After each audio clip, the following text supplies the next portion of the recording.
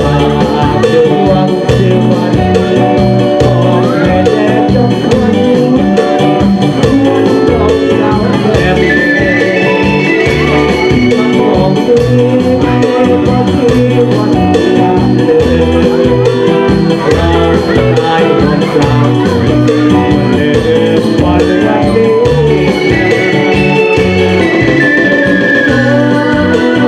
เบาเพียงนั้นเดียว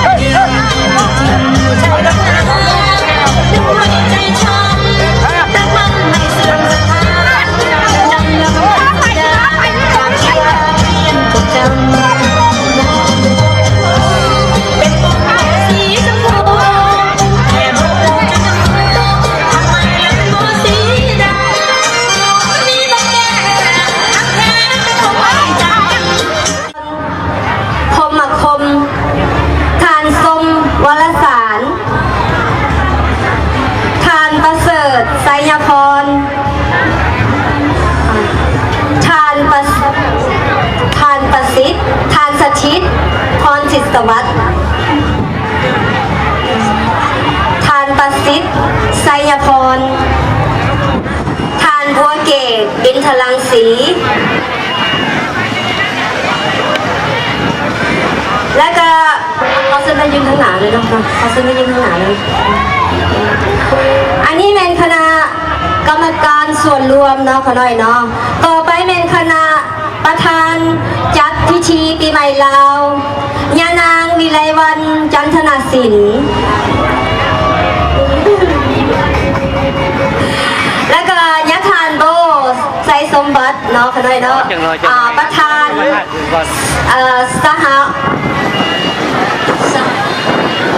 สหพันธ์ลาวเนาะขอหน่อยเนาะ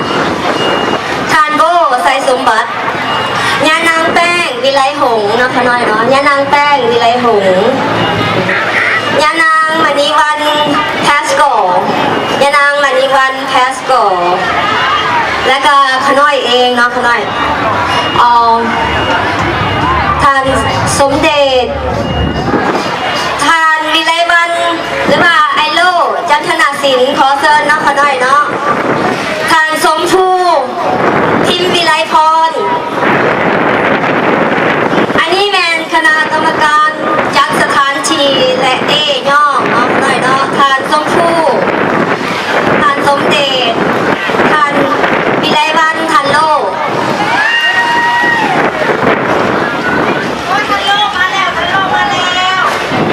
ต่อไปนี่เป็นคณะกรรมการทางการเงินเนาะขน้อยเนาะท่านวิไลศักดิ์หรือว่าไอ้ใหญ่พงวิจิตรขอเชิญเนาะขน้อยเนาะท่านใหญ่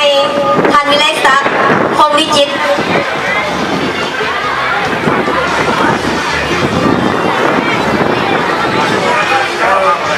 ต่อไปเป็นกรรมการการตรวจการทางการเงินเนาะขน้อยเนาะท่านโทคำพันธ์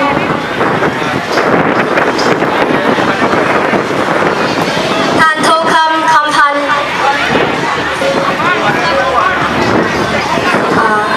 ท่านผู้วังวงสวัสดิ์ท่านหลอกคำวงเก่า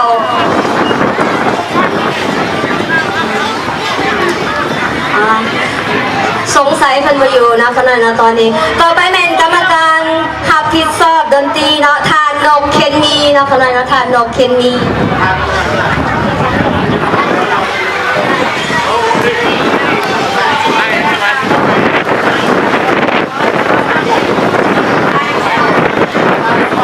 ต่อไปเป็นกรรมการหับผิดชอบทางพระขวัญเนาะยาป้าทองจินดาพันธิลาพรทิศวัตรยาป้าทองจินดาพรทิศวัตรเนาะเพิ่นครับพี่ชอบทางพักขวัญสำหรับผูกแขนของงานปีใหม่เฮานี่เนาะขน้อยเนาะขอเชิญแล้วก็ขอขอบใจเพิ่น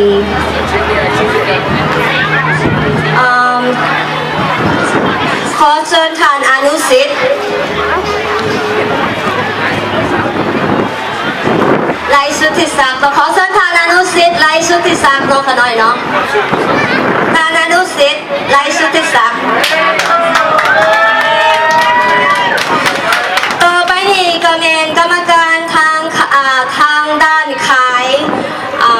เครื่องดื่มเนาะยานางตุ่นยานางวันยานางแขกจันทลีมาขอเชิญนะขณะนี้ยานางแขกยานางตุ่น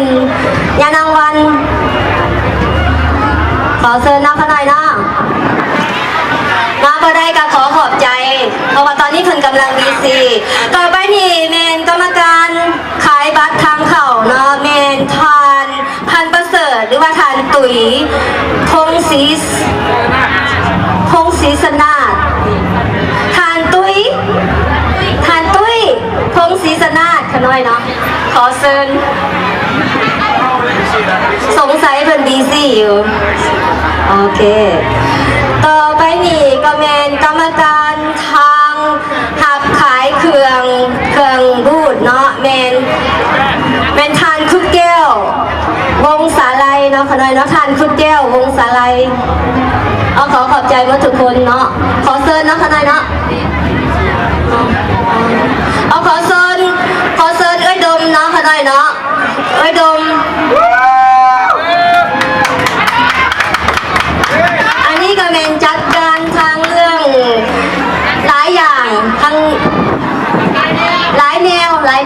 อันนี้ general manager ก็ว่าได้นะ อันนี้แมน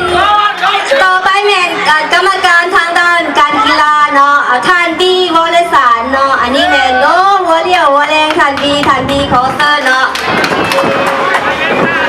ไอ้ท่านโบพันธิลาทิพย์เนาะขนาดเนาะขอเซิร์ท่านโบพันธิลาทิพย์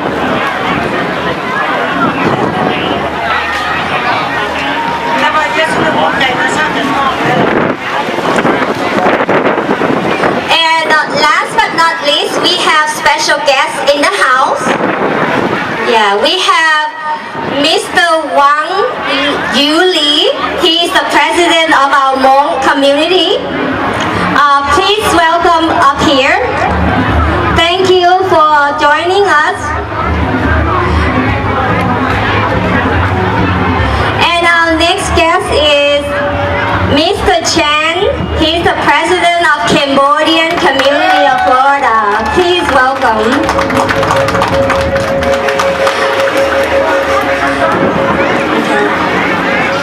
And next, น้าหอม ต่อไปเป็นขน้อยอยากขอเชิญน้าหอมเนาะเพิ่นเป็นคนหับผิดชอบเก้าผมให้พวกนางสงกรานต์เนาะค่ะน้อยเนาะน้าจันหอมน้าจันหอมมันน้าดมเนาะค่ะน้อยเนาะโอเคต่อไปขน้อยก็อยากขอให้Mr. Janto Walesan making the speech for our New Year today ขอเชิญเนาะค่ะน้อยเนาะ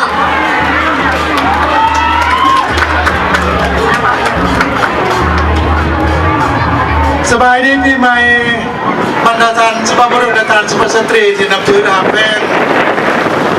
ปี2559ปีวอกหรือว่าปีลิงเป็นปีซึ่งจะนำความสุขความเจริญมาให้บรรดาท่านพ่อแม่พี่น้องชาวลาวและก็ชาวอื่นๆซึ่งมาร่วมในงานในมื้อนี้ข้าพเจ้าแนะนำผู้ต่างหน้าคณะกรรมการจัดงานปีใหม่ลาวประจำปี2516ปีนี้559ขอโทษขอชื่อเป็นเกียรติแสดงข้อมูลของคุณและขอบใจเป็นอย่างสูงแต่บรรดาท่านยิ่งท่านทรายซึ่งมาจากต่างรัฐต่างเมืองทุกสารทิศที่มาห่วงมวลซืนในงาน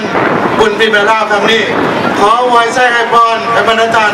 จงประสบแต่ความสุขความเจริญทางประทานปรารถนาสิ่งใด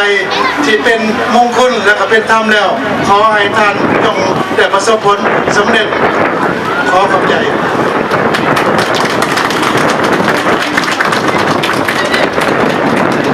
ต่อไปข้าน้อยก็อยากขอให้Woman of the Year เนาะอันนี้เป็น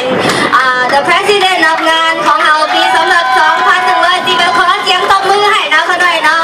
she is the best โอเคขอแล้วอยากขอบอกคำน้อยหนึ่ง Happy New Year's สบายดีปีใหม่ทุกท่านขบอกขอบใจนะทุกท่านท่านยิงและทรายบูครูทุกคนที่มาร่วมในงานในมื้อนี้ขอแสดงความขอบใจหลายๆ Happy New Year's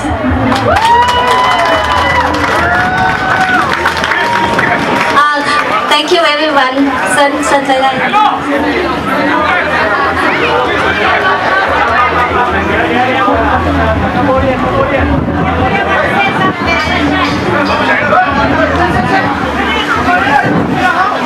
You have something to say? Okay. Thank you for joining us for the second year. Happy New Year. Thank you very much for inviting us from Cambodian Buddhist Center. We are Cambodian Buddhist Center. Thank you all of members and all you friends that joined today for Happy Lao New Year. So we are happy. Thank you all, everybody in the state and everybody that invite us for showing our culture. Thank you very much. เดี๋ยวรวมส่งช้าสบายดีปีใหม่พี่น้องลาวครับก็ได้เป็นประธานของสมาคมกุมงอยู่ฟลอริดาที่ขอขอบใจที่วันนี้พวกกันนะร่วมมือกันข ขอเชิญมาพี่น้องคุณลาวทุกคนมาปีใหม่คุณมงสิมาในแมนเดือน12วันที่17 18ขอเชิญทุกท่านมาฮ้อนน้ำกันเด้อขอบใจ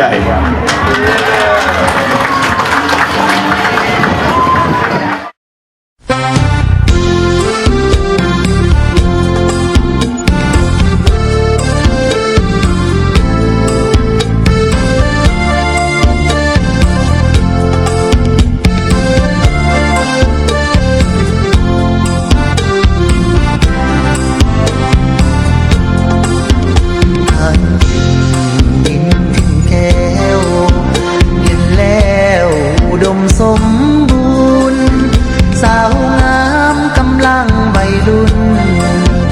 สาวงามกำลังวัยรุ่น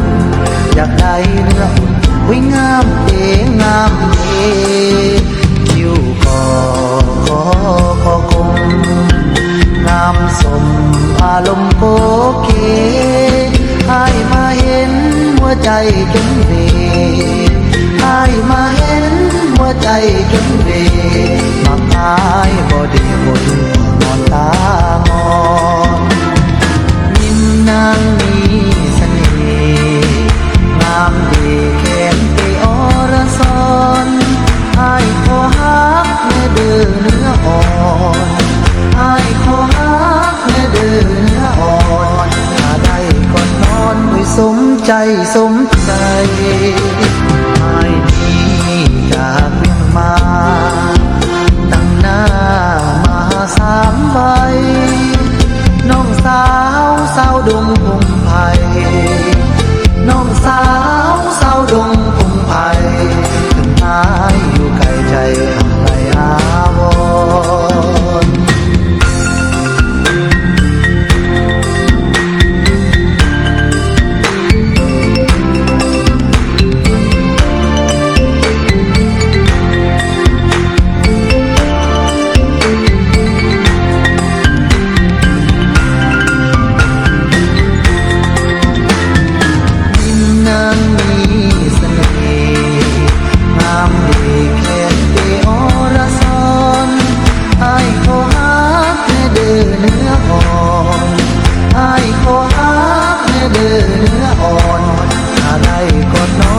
สมใจสม